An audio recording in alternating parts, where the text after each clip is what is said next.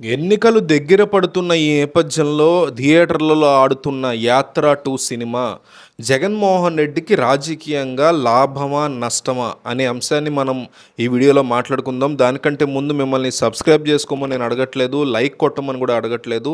ఈ వీడియో నచ్చితే దయచేసి మీ వాట్సాప్ స్టేటస్‌లో వీడియోని షేర్ చేయండి.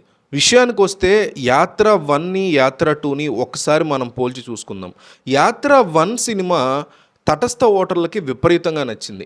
'యాత్ర 2' సినిమా తటస్థ ఓటర్లకి నచ్చుతుందా లేదా అనేది ఆలోచించాల్సినటువంటి విషయం.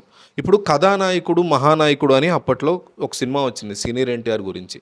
ఆ సినిమా తటస్థ ఓటర్లలో చాలా కొద్ది వర్గానికి నచ్చింది. అట్లాగే టీడీపీకి సంబంధించిన వాళ్ళకి విపరీతంగా నచ్చింది. ఎందుకంటే ఆ పార్టీ ఆవిర్భావం చేసింది ఆయన కాబట్టి.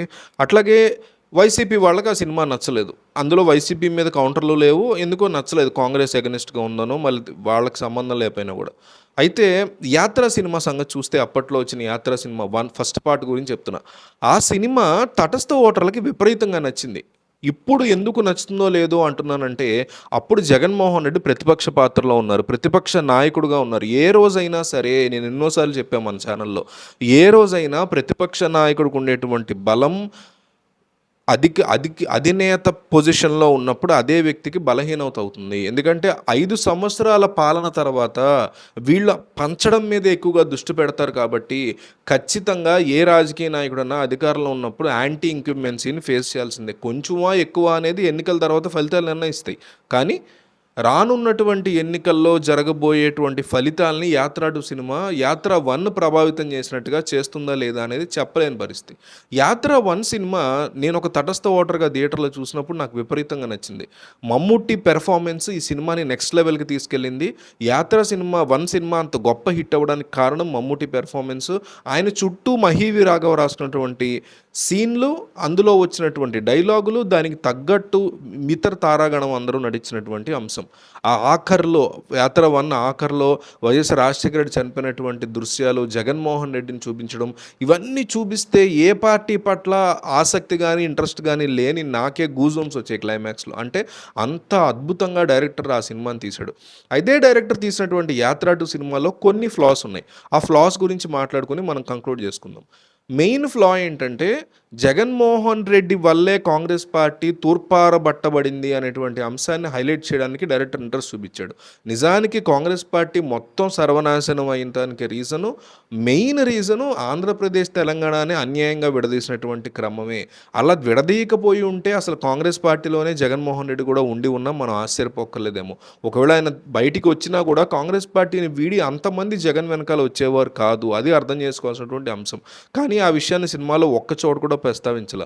రెండోది, నరేంద్ర మోడీ సర్కారుని, నరేంద్ర మోడీ 2014లో గెలుపుని అసలు సినిమాలో ఎక్కడా మెన్షన్ చేయాల. 2014లో జగన్ ఓటమిని సినిమాలో చూపించారు కానీ అప్పుడు గెలిచినటువంటి మోడీ సర్కారుని కానీ, మోడీని కానీ, మోడీకి జగన్కి మధ్య ఉన్నటువంటి సంబంధ బాంధవ్యాలు కానీ, చంద్రబాబు నాయుడు మోడీ కలిసి గెలిచినటువంటి అంశాలు కానీ ఇవి ఏవి సినిమాలో తీసుకురాలా.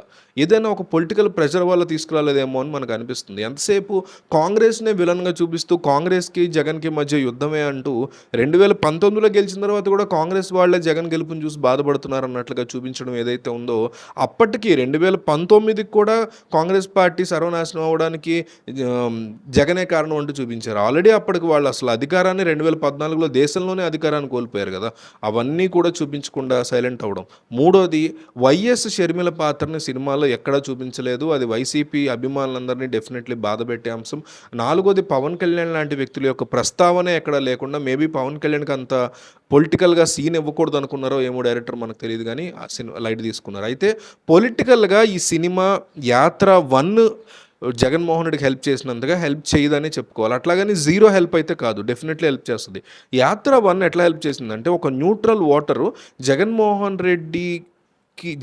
రెడ్డి మీద తండ్రి చనిపోయాడు పాపం ఇతనికి అనే ఏదైతే సింపతి ఉంటుందో అది నెక్స్ట్ లెవెల్కి వెళ్ళేలాగా 'యాత్ర' సినిమా పురిగొల్పిందని చెప్పుకోవచ్చు.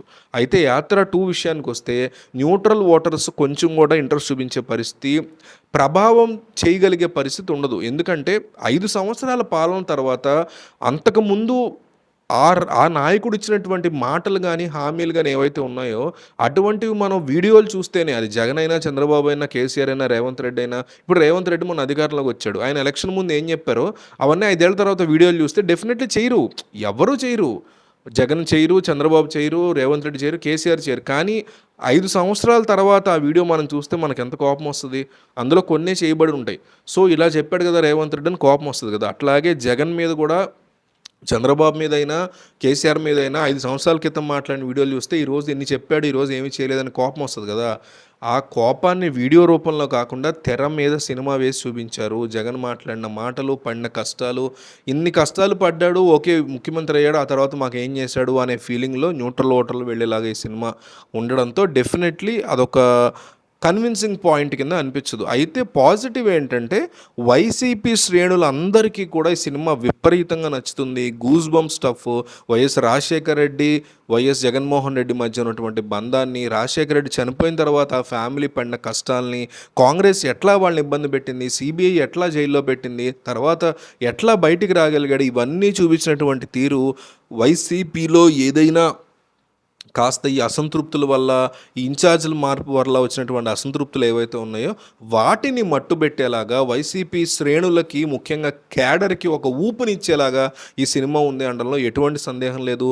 వైసీపీ క్యాడర్ గెలుపు కోసం పనిచేయడానికి కావాల్సిన బూస్ట్‌ని ఈ సినిమా ఇచ్చింది అనడంలో ఎటువంటి సందేహం లేదు. ఇదే బూస్టు రేపొద్దున రామ్ గోపాల్ వర్మ వస్తున్నటువంటి వ్యూహమో, శబదమో ఇస్తుందా అంటే చెప్పలేము. ఇవ్వదని నేను అనుకుంటున్నాను. ఎందుకంటే రామ్ గోపాల్ వర్మ లాగా ఒక వెకిలిగా, ఒక కామెడీని టార్గెట్ చేసుకుని అర్థం పర్థం లేకుండా తీసేటువంటి డైరెక్టర్ మహివి రాఘవ కాదు.